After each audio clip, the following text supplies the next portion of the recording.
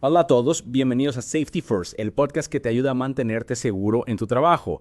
Hoy vamos a hacer un deep dive en un tema que, bueno, a primera vista puede parecer un poco aburrido, la NOM 006 STPS 2014. Sí, suena puro tecnicismo, es cierto.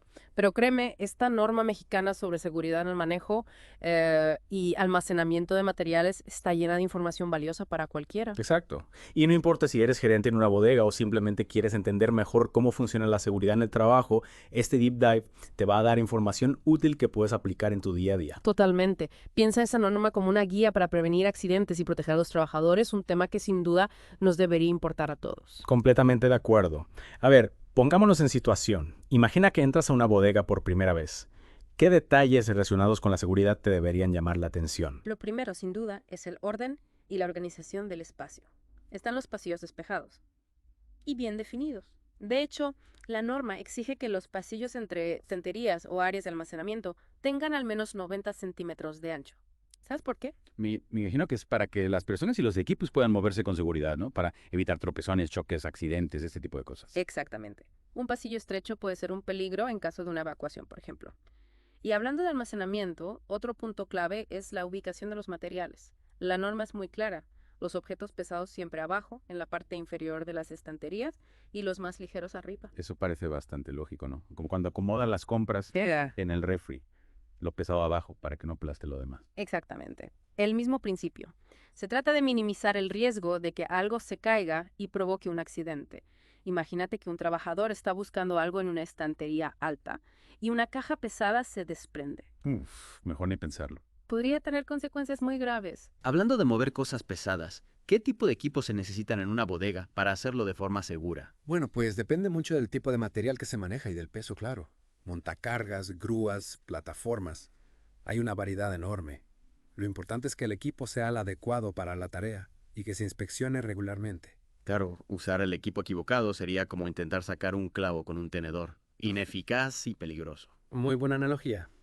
Y hablando de montacaringas, la norma también especifica que debe mantenerse a una distancia mínima de 50 centímetros de los materiales almacenados para prevenir colisiones.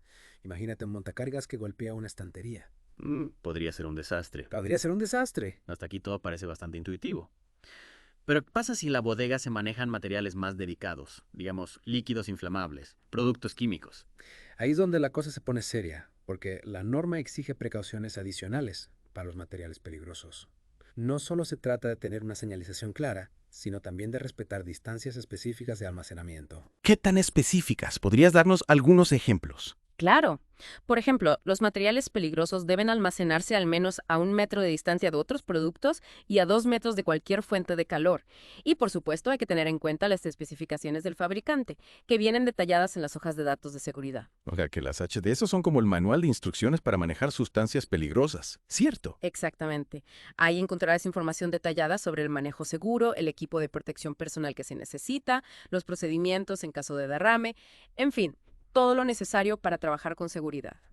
Muy bien, de nada sirve tener un almacén perfectamente organizado con el equipo adecuado y todas las medidas de seguridad en su lugar si los trabajadores no están capacitados para usarlos correctamente, ¿verdad? Totalmente de acuerdo. La capacitación de los trabajadores es un elemento clave de la NONOME 006 STPS 2014.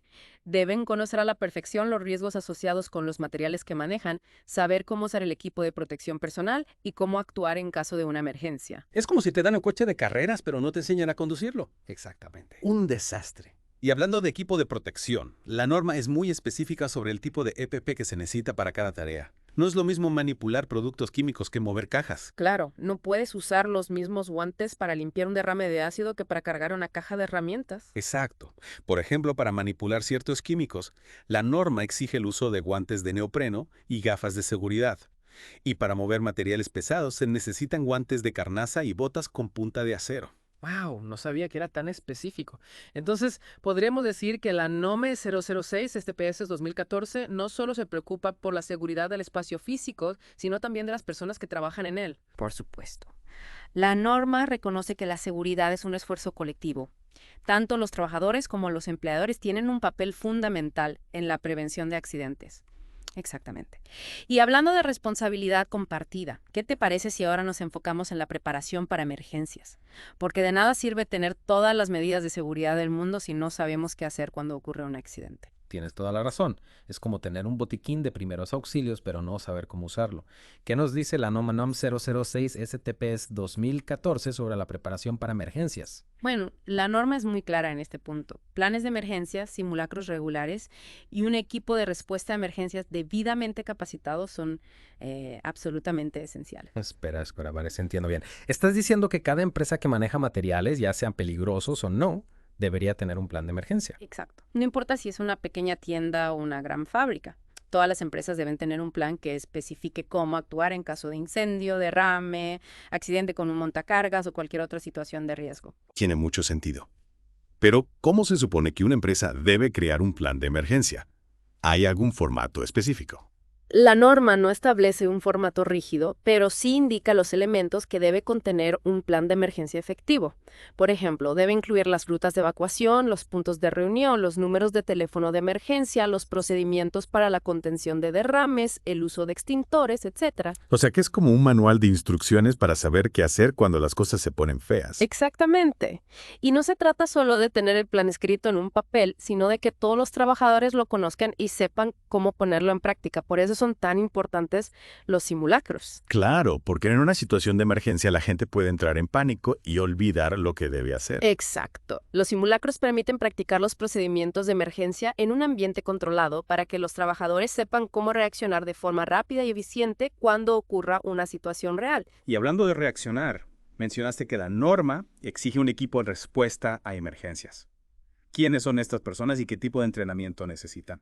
El equipo de respuesta a emergencias es un grupo de trabajadores que han recibido capacitación específica para manejar situaciones de emergencia.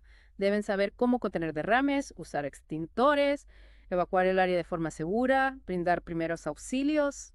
En fin, son los encargados de coordinar la respuesta ante una emergencia. O sea que son como los superhéroes de la seguridad industrial. Ja, ja, ja, algo así. Pero, bromas aparte, es fundamental que el equipo de respuesta a emergencias esté bien preparado y tenga acceso al equipo de protección adecuado para cada tipo de situación. La norma es muy específica en este punto. ¿Y qué pasa con las rutas de evacuación? ¿La norma también establece requisitos específicos para ellas? Claro que sí. Las rutas de evacuación deben tener al menos 90 centímetros de ancho, estar libres de obstáculos y estar claramente señalizadas. Además, deben conducir a una zona segura, alejada del peligro. Me imagino que en una situación de emergencia cada segundo cuenta. Exactamente. Por eso es tan importante que las rutas de evacuación estén bien diseñadas y que los trabajadores sepan cómo usarlas. Todo esto que me estás contando me hace pensar en la responsabilidad del empleador. Al final, es la empresa la que debe proporcionar un entorno de trabajo seguro. ¿Qué obligaciones establece la norma para las empresas? Bueno, la norma es bastante clara. Las empresas son responsables de proporcionar un entorno de trabajo seguro, capacitar adecuadamente a sus empleados, implementar planes de emergencia y proporcionar el equipo de protección personal necesario. Eso suena a una gran responsabilidad. Lo es. Pero no se trata solo de cumplir con la ley, sino de proteger la salud y el bienestar de los trabajadores. Totalmente de acuerdo. Y creo que es importante que los trabajadores también conozcan sus derechos y responsabilidades en materia de seguridad. Por supuesto. Los trabajadores tienen derecho a un ambiente de trabajo seguro, a recibir capacitación sobre los riesgos a los que están expuestos, a usar el equipo de protección personal adecuado y a reportar cualquier condición insegura que detecten. Es decir, que la seguridad en el trabajo es un esfuerzo conjunto entre la empresa y los trabajadores. Exactamente. Y la NOM 006 STPS 2014 nos proporciona el marco legal y técnico para que esa colaboración sea efectiva. Y creo que este Deep Dive nos ha dado una visión muy completa de la norma y de cómo podemos aplicarla en nuestro día a día para crear un entorno de trabajo más seguro. ¿Qué te parece si ahora nos enfocamos en un tema específico que suele generar muchas dudas? Me parece perfecto. ¿Qué tema tienes en mente? Hablemos de la inspección y el mantenimiento de los equipos de trabajo. ¿Qué nos dice la norma al respecto? Es un tema fundamental, porque un equipo en mal estado puede ser un peligro para los trabajadores. La norma establece que todos los equipos de trabajo deben ser inspeccionados y mantenidos regularmente para garantizar su correcto funcionamiento. ¿Con qué frecuencia se deben realizar las inspecciones? Depende del tipo de equipo y de las condiciones de uso. Por ejemplo, la norma establece que los montacargas y las plataformas elevadoras deben ser inspeccionadas al menos una vez al mes para verificar el estado de los frenos, la dirección, las luces, los sistemas de seguridad, etc. O sea que no se trata solo de echar un vistazo rápido, sino de realizar una revisión a fondo. Exactamente. Y las inspecciones deben ser realizadas por personal capacitado y autorizado. La norma también establece que se debe llevar un registro de las inspecciones realizadas, indicando la fecha, el nombre del inspector, las observaciones y las acciones correctivas tomadas. Entiendo. Y hablando de acciones correctivas, ¿qué pasa si se detecta una falla en un equipo? ¿Se puede seguir usando hasta que se repare? La norma es muy clara en este punto. Cualquier equipo que presente una falla que pueda poner en riesgo la seguridad de los trabajadores debe ser retirado de servicio inmediatamente hasta que se repare. No se puede arriesgar la seguridad de las personas. Me parece lógico. Y hablando de riesgos, ¿qué pasa con las estanterías y otras estructuras de almacenamiento? También deben ser inspeccionadas. Por supuesto. Las estanterías y otras estructuras de almacenamiento deben ser inspeccionadas al menos una vez al mes para verificar su estabilidad y resistencia. Se debe revisar el estado de los soportes, las bases, los anclajes, etc. ¿Y qué tipo de daños se suelen encontrar en las estanterías? Los daños más comunes son las deformaciones, las grietas, la corrosión y el desgaste de los elementos estructurales. También se pueden encontrar daños en los sistemas de protección, como las mallas o las barreras de seguridad. Me imagino que un impacto de un montacargas puede causar daños importantes en una estantería. Efectivamente. Por eso es tan importante respetar las distancias de seguridad y utilizar los equipos de forma adecuada. Todo esto me lleva a pensar en la importancia del mantenimiento preventivo. ¿La norma hace alguna mención al respecto? Por supuesto. La norma establece que las empresas deben implementar un programa de mantenimiento preventivo para todos los equipos y estructuras de almacenamiento. El objetivo de mantenimiento preventivo es evitar que los equipos fallen y provoquen accidentes. ¿Y qué tipo de tareas se incluyen en el mantenimiento preventivo? Las tareas de mantenimiento preventivo varían en función del tipo de equipo o estructura, pero en general incluyen la limpieza, la lubricación, el ajuste, la sustitución de piezas desgastadas, etc. Entiendo. Y supongo que el fabricante del equipo suele proporcionar un manual de mantenimiento con las recomendaciones específicas. Exactamente. Es importante seguir las recomendaciones del fabricante para garantizar el correcto funcionamiento del equipo y prolongar su vida útil. Todo esto me ha aclarado muchas dudas sobre la inspección y el mantenimiento de los equipos de trabajo. Creo que es un tema fundamental para la seguridad en el trabajo. Estoy de acuerdo. Un programa de inspección y mantenimiento adecuado puede prevenir muchos accidentes y proteger la salud de los trabajadores. Y hablando de proteger la salud, ¿qué te parece si ahora nos enfocamos en un tema que a veces se pasa por alto? Hablemos del orden y la limpieza en el lugar de trabajo. Me parece una excelente idea. El orden y la limpieza son fundamentales para la seguridad en el trabajo, pero a veces no se les da la importancia que merecen. Me parece una excelente idea. El orden y la limpieza son fundamentales para la seguridad en el trabajo, pero a veces no se les da la importancia que merecen. ¿Por qué es tan importante mantener el orden y la limpieza en el lugar de trabajo? Bueno, para empezar, un lugar de trabajo desordenado y sucio es un caldo de cultivo para accidentes. Los objetos tirados por el suelo pueden provocar tropiezos y caídas. Las superficies sucias pueden ser resbaladizas y provocar accidentes. Y el desorden en general puede dificultar la circulación de las personas y los equipos, aumentando el riesgo de accidentes. Es decir, que el desorden y la suciedad no solo son antiestéticos, sino que también pueden ser peligrosos. Exactamente. Además, un lugar de trabajo desordenado y sucio puede afectar la salud de los trabajadores. El polvo, la suciedad y los residuos pueden provocar alergias, irritaciones de la piel, problemas respiratorios. Claro, tiene sentido. Entonces, ¿qué podemos hacer para mantener el orden y la limpieza en el lugar de trabajo? La norma establece una serie de medidas para garantizar el orden y la limpieza en el lugar de trabajo. Por ejemplo, se deben asignar áreas específicas para el almacenamiento de materiales y equipos. Se deben utilizar contenedores adecuados para la basura y los residuos. Se deben limpiar las superficies de trabajo con regularidad. Y se debe mantener el orden en los pasillos y las áreas de trabajo. O sea, que se trata de aplicar el sentido común y la buena organización. Exactamente. Y es importante que todos los trabajadores colaboren en el mantenimiento del orden y la limpieza. No se trata solo de la responsabilidad del personal de limpieza, sino de una responsabilidad compartida por todos. Estoy totalmente de acuerdo. Un lugar de trabajo limpio y ordenado es un lugar de trabajo más seguro y saludable para todos. Y no solo eso, también es un lugar de trabajo más eficiente y productivo. Cuando el entorno de trabajo está limpio y ordenado, los trabajadores se pueden concentrar mejor en sus tareas y se reduce el riesgo de errores y accidentes. Tienes toda la razón. El orden y la limpieza no solo benefician la seguridad y la salud, sino también la productividad de la empresa. Exactamente. Por eso es tan importante que las empresas tomen en serio el tema del orden y la limpieza en el lugar de trabajo. Y creo que este deep dive nos ha dado las herramientas para entender la importancia del orden y la limpieza en el trabajo y para aplicar las medidas necesarias para mantener un entorno de trabajos seguro y saludable. Estoy de acuerdo. El orden y la limpieza son fundamentales para la seguridad y la salud de los trabajadores. Y hablando de seguridad y salud, ¿qué te parece si ahora nos enfocamos en un tema que a veces genera un poco de controversia?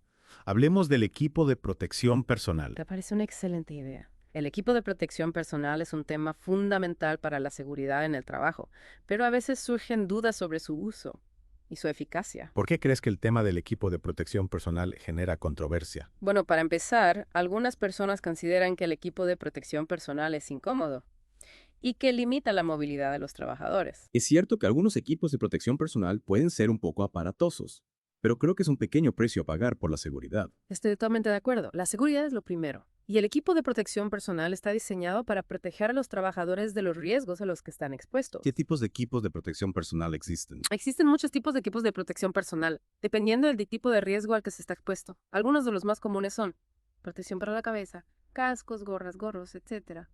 Protección para los ojos y la cara, gafas de seguridad, pantallas faciales, etc. Protección para los oídos, tapones para los oídos, orejeras, protección para vías respiratorias, mascarillas, respiradores, protección para las manos, guantes, manoplas, protección para los pies, botas de seguridad, zapatos de seguridad, protección para el cuerpo, overoles, trajes de protección química, chalecos reflectantes. En fin, hay una gran variedad. Wow, hay una gran variedad de equipos de protección personal. ¿Cómo se sabe qué tipo de equipo se necesita para cada tarea? La norma establece que la empresa debe realizar una evaluación de riesgos para determinar los peligros a los que están expuestos los trabajadores y seleccionar el equipo de protección personal adecuado para cada tarea. O sea, que no se trata de usar cualquier equipo de protección personal, sino de usar el equipo adecuado para el riesgo específico. Exactamente. Y es importante que la empresa proporcione el equipo de protección personal a los trabajadores sin costo alguno para ellos. Claro, la seguridad es una responsabilidad de la empresa. Y hablando de responsabilidad, ¿qué pasa si un trabajador se niega a usar el equipo de protección personal? La norma establece que los trabajadores están obligados a usar el equipo de protección personal que les proporcione la empresa. Si un trabajador se niega a usar el equipo de protección personal, la empresa puede tomar medidas disciplinarias, incluyendo el despido. Entiendo. Al final, se trata de proteger la salud y la seguridad de los trabajadores. Exactamente. El equipo de protección personal es una herramienta fundamental para prevenir accidentes y enfermedades laborales. Y creo que este deep dive nos ha dado una visión muy completa de la importancia del equipo de protección personal y de cómo utilizarlo correctamente para garantizar la seguridad en el trabajo. Estoy de acuerdo. El equipo de protección personal es una inversión en la seguridad y la salud de los trabajadores. Y hablando de inversión, ¿qué te parece si ahora nos enfocamos en un tema que a veces se percibe como un gasto innecesario? Hablemos de la señalización de seguridad. Me parece una excelente idea. La señalización de seguridad es una herramienta fundamental para la prevención de accidentes, pero a veces no se le da la importancia que merece. ¿Por qué crees que la señalización de seguridad a veces se percibe como un gasto innecesario? Bueno, para empezar, algunas personas consideran que la señalización de seguridad es fea, que fea el lugar de trabajo. Es cierto que algunas señales de seguridad pueden no ser muy estéticas, pero creo que es un pequeño precio a pagar por la seguridad. Estoy totalmente de acuerdo. La seguridad es lo primero, y la señalización de seguridad está diseñada para prevenir accidentes y para proteger a los trabajadores. ¿Qué tipos de señales de seguridad existen? Existen muchos tipos de señales de seguridad en función del tipo de mensaje que se quiere transmitir. Algunas de las más comunes son señales de prohibición, que prohíben una acción o una actividad que puede ser peligrosa. Por ejemplo, la señal de prohibido fumar. Señales de advertencia, que advierten de un peligro o un riesgo, por ejemplo, la señal de alto voltaje, señales de obligación, que obligan a realizar una acción o una actividad, por ejemplo, la señal de uso obligatorio de casco, señales de evacuación, que indican las rutas de evacuación y las salidas de emergencia, por ejemplo, la señal de salida, señales de equipos contra incendios, que indican la ubicación de los equipos contra incendios, por ejemplo, la señal de extintor. Vaya, hay una gran variedad de señales de seguridad. ¿Cómo se sabe qué tipo de señal se necesita para cada situación? La norma establece que la señalización de seguridad debe ser adecuada a los riesgos a los que están expuestos los trabajadores. O sea, que no se trata de poner señales de seguridad al azar, sino de elegir las señales adecuadas para el riesgo específico. Exactamente. Y es importante que las señales de seguridad estén ubicadas en lugares visibles y que sean fáciles de entender. Claro, de nada sirve una señal de seguridad si nadie la ve o si no la entiende. Exactamente. La señalización de seguridad debe ser clara, concisa y fácil de comprender. Y hablando de comprender, ¿qué pasa si los trabajadores no entienden el idioma en el que están escritas las señales de seguridad? La norma establece que la señalización de seguridad debe estar en el idioma o los idiomas que entiendan los trabajadores. Si los trabajadores no entienden el idioma en el que están escritas las señales de seguridad, la empresa debe proporcionarles la información necesaria para que las comprendan. Entiendo. Al final, se trata de que la señalización de seguridad sea efectiva para prevenir accidentes. Exactamente. La señalización de seguridad es una herramienta fundamental para la seguridad en el trabajo. Y creo que este deep dive nos ha dado una visión muy completa de la importancia de la señalización de seguridad y de cómo utilizarla correctamente para garantizar la seguridad en el trabajo. Estoy de acuerdo. La señalización de seguridad es una inversión en la seguridad y la salud de los trabajadores. Y hablando de inversión, ¿qué te parece si ahora nos enfocamos en un tema que a veces se pasa por alto? Hablemos de la formación de los trabajadores en materia de seguridad.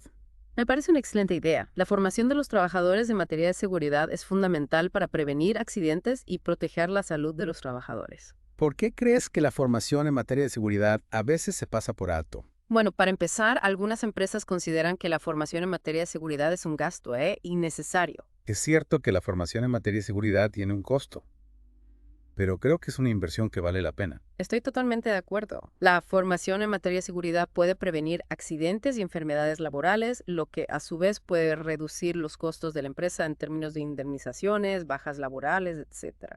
¿Qué tipos de formación en materia de seguridad deben recibir los trabajadores? La norma establece que los trabajadores deben recibir formación sobre los riesgos específicos a los que están expuestos en su puesto de trabajo.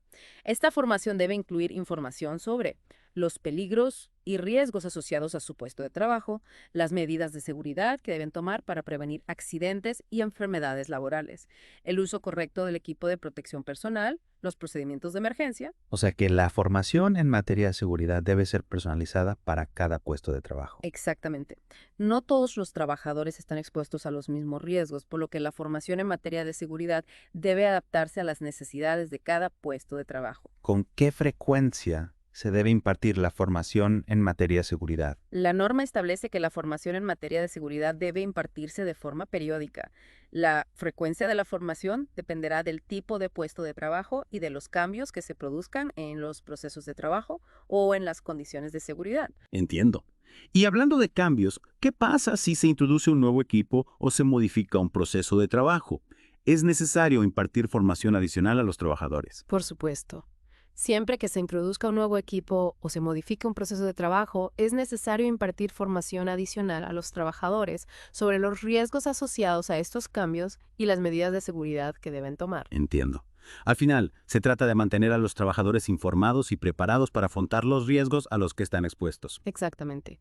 La formación en materia de seguridad es una inversión en la seguridad y la salud de los trabajadores. Y creo que este deep dive nos ha dado una visión muy completa de la importancia de la formación en materia de seguridad y de cómo implementarla correctamente en la empresa para garantizar la seguridad en el trabajo. Estoy de acuerdo. La formación en materia de seguridad es una herramienta fundamental para la prevención de accidentes y enfermedades laborales. Y hablando de prevención, ¿qué te parece si ahora nos enfocamos en un tema que a veces se pasa por alto? Hablemos de la comunicación en materia de seguridad. Me parece una excelente idea. La comunicación en materia de seguridad es fundamental para crear una cultura de seguridad en la empresa y prevenir accidentes. ¿Por qué crees que la comunicación en materia de seguridad a veces se pasa por alto? Bueno, para empezar, algunas empresas consideran que la comunicación en materia de seguridad es un rollo que aburre a los trabajadores. Es cierto que la comunicación en materia de seguridad no siempre es el tema más emocionante del mundo, pero creo que es un tema fundamental para la seguridad de los trabajadores. Estoy totalmente de acuerdo. La comunicación en materia de seguridad es una herramienta fundamental para crear una cultura de seguridad en la empresa y prevenir accidentes. ¿Qué tipos de comunicación en materia de seguridad se debe implementar en la empresa? La norma establece que la empresa debe implementar diferentes tipos de comunicación en materia de seguridad, como reuniones informativas, reuniones periódicas con los trabajadores para informarles sobre los riesgos a los que están expuestos, las medidas de seguridad que se están tomando y los resultados de las instrucciones de seguridad. Charlas de seguridad, charlas breves con los trabajadores antes de iniciar una tarea o una actividad para recordarles los riesgos a los que están expuestos y las medidas de seguridad que deben tomar. Buzones de sugerencias, buzones donde los trabajadores pueden depositar sus sugerencias de mejora en materia de seguridad, comités de seguridad, comités formados por representantes de la empresa y de los trabajadores para analizar los riesgos a los que están expuestos los trabajadores, proponer medidas de seguridad y supervisar su aplicación.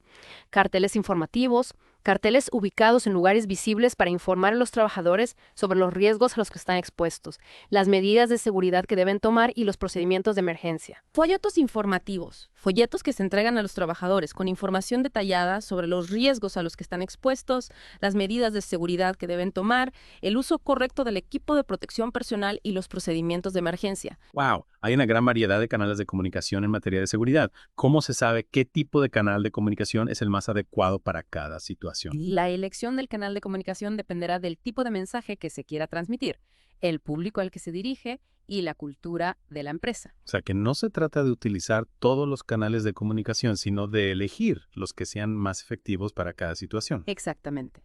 Y es importante que la comunicación en materia de seguridad sea bidireccional, es decir, que los trabajadores puedan expresar sus dudas, sugerencias y preocupaciones a la empresa. Claro. De nada sirve una comunicación en materia de seguridad si los trabajadores no se sienten escuchados. Exactamente.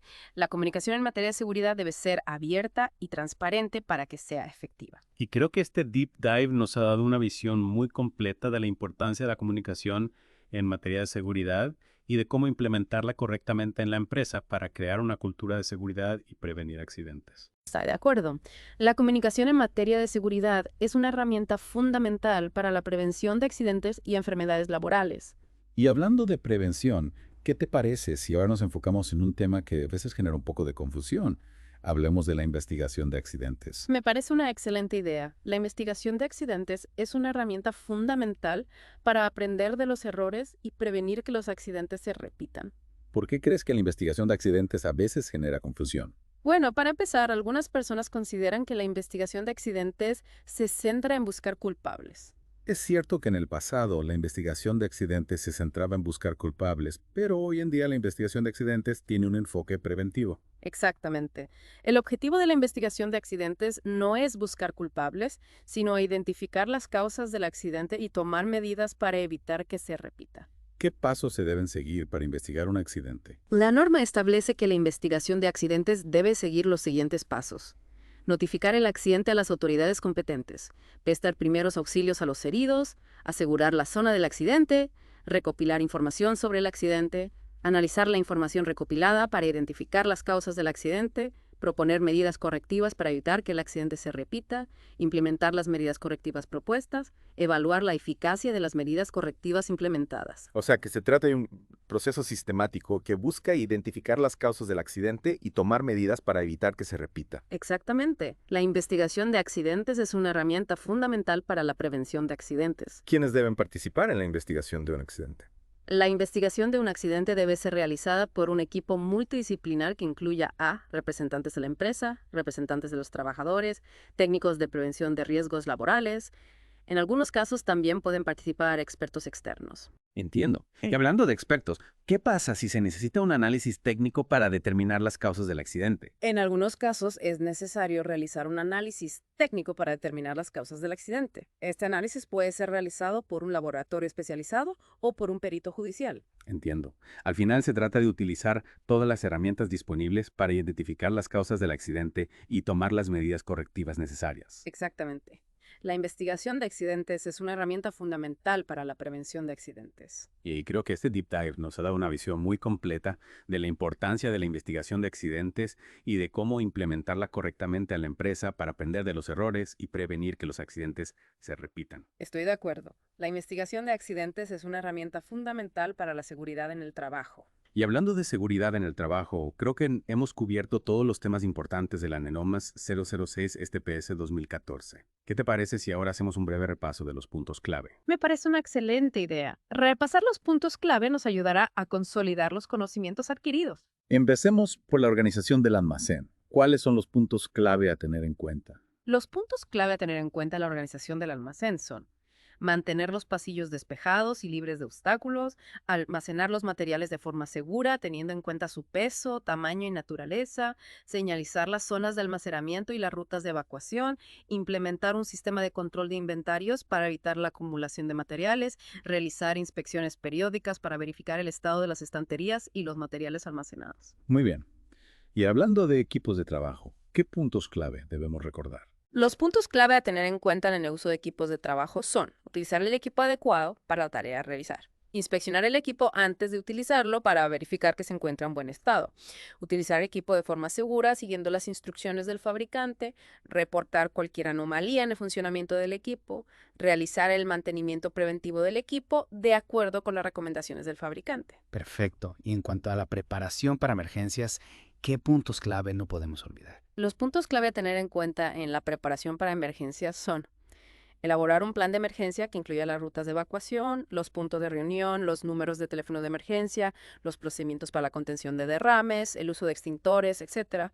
Realizar simulacros de evacuación de forma periódica para que los trabajadores sepan cómo actuar en caso de una emergencia. Formar un equipo de respuesta a emergencias que esté capacitado para manejar diferentes tipos de situaciones de emergencia. Dotar al equipo de respuesta a emergencias del equipo de protección personal necesario. Muy bien. Y en cuanto al orden y la limpieza en el lugar de trabajo, ¿qué puntos clave debemos tener presentes? Los puntos clave a tener en cuenta en el orden y la limpieza en el lugar de trabajo son mantener las zonas de trabajo limpias y ordenadas, almacenar los materiales y equipos en lugares específicos, utilizar contenedores adecuados para la basura y los residuos, limpiar los derrames de inmediato, reportar cualquier condición insegura que se detecte. Perfecto. Y en cuanto al equipo de protección personal, ¿qué puntos clave debemos recordar? Los puntos clave a tener en cuenta en el uso del equipo de protección personal son utilizar el equipo de protección personal adecuado para el riesgo al que se está expuesto. Utilizar el equipo de protección personal de forma correcta, siguiendo las instrucciones del fabricante, inspeccionar el equipo de protección personal antes de utilizarlo para verificar que se encuentra en buen estado, reportar cualquier anomalía en el equipo de protección personal, guardar el equipo de protección personal en un lugar limpio y seco después de utilizarlo. Muy bien. Y en cuanto a la señalización de seguridad, ¿qué puntos clave no podemos olvidar? Los puntos clave a tener en cuenta en la señalización de seguridad son utilizar la señalización de seguridad adecuada para los riesgos a los que están expuestos los trabajadores. Ubicar las señales de seguridad en lugares visibles y de fácil acceso. Asegurarse de que las señales de seguridad sean claras, concisas y fáciles de comprender. Mantener las señales de seguridad en buen estado. Perfecto. Y en cuanto a la formación de los trabajadores en materia de seguridad, ¿qué puntos clave debemos recordar? Los puntos clave a tener en cuenta en la formación de los trabajadores en materia de seguridad son impartir formación a los trabajadores sobre los riesgos específicos a los que están expuestos en su puesto de trabajo. La formación debe incluir información sobre los peligros y riesgos, las medidas de seguridad, el uso correcto del equipo de protección personal y los procedimientos de emergencia. La formación debe impartirse de forma periódica y adaptarse a los cambios que se produzcan en los procesos de trabajo o en las condiciones de seguridad. La formación debe ser impartida por personal cualificado. Muy bien. Y en cuanto a la comunicación en materia de seguridad, ¿qué puntos clave debemos tener presentes? Los puntos clave a tener en cuenta en la comunicación en materia de seguridad son implementar diferentes canales de comunicación en materia de seguridad, como reuniones informativas, charlas de seguridad, buzones de sugerencias, comités de seguridad, carteles informativos y folletos informativos. La comunicación en materia de seguridad debe ser bidireccional, es decir, que los trabajadores puedan expresar sus dudas, sugerencias y preocupaciones a la empresa. La comunicación en materia de seguridad debe ser abierta y transparente. Perfecto. Y en cuanto a la investigación de accidentes, ¿qué puntos clave no podemos olvidar? Los puntos clave a tener en cuenta en la investigación de accidentes son notificar el accidente a las autoridades competentes, prestar primeros auxilios a los heridos, asegurar la zona del accidente, recopilar información sobre el accidente, analizar la información recopilada para identificar las causas del accidente, proponer medidas correctivas para evitar que el accidente se repita, implementar las medidas correctivas propuestas, evaluar la eficacia de las medidas correctivas implementadas. Muy bien. Creo que hemos repasado todos los puntos clave de la NOM 006 STPS 2014. ¿Qué te parece si ahora hablamos un poco sobre la importancia de la cultura de seguridad en la empresa? Me parece una excelente idea. La cultura de seguridad es un factor clave para la prevención de accidentes y enfermedades laborales. ¿Y qué es la cultura de seguridad? La cultura de seguridad es el conjunto de valores, creencias y actitudes que comparten los miembros de una organización en relación con la seguridad.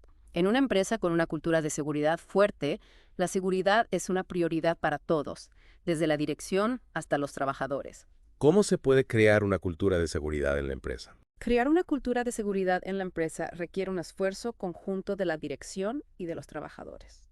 Algunas de las acciones que se pueden tomar para crear una cultura de seguridad son: liderar con el ejemplo. La dirección debe dar ejemplo en materia de seguridad, cumpliendo con las normas de seguridad y promoviendo la seguridad entre los trabajadores. Implicar a los trabajadores deben participar en la identificación de riesgos, la propuesta de medidas de seguridad y la supervisión de su aplicación. Comunicar la importancia de la seguridad. La empresa debe comunicar la importancia de la seguridad a los trabajadores a través de diferentes canales, como reuniones, charlas, carteles y folletos. Exactamente. La comunicación es clave para que la seguridad sea un valor compartido y no solo una serie de reglas impuestas desde arriba. Totalmente de acuerdo. Y no se trata solo de comunicar, sino de crear un ambiente donde los trabajadores se sientan cómodos reportando peligros potenciales sin miedo a represalias.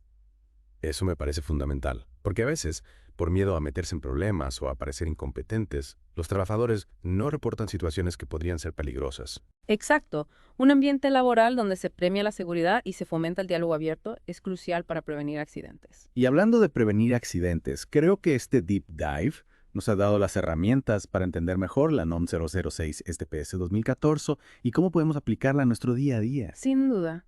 La norma nos proporciona un mapa muy completo para navegar el mundo de la seguridad en el manejo y almacenamiento de materiales. Y aunque la NOM 006 STPS 2014 se centra en México, muchos de los principios que hemos discutido hoy son universales.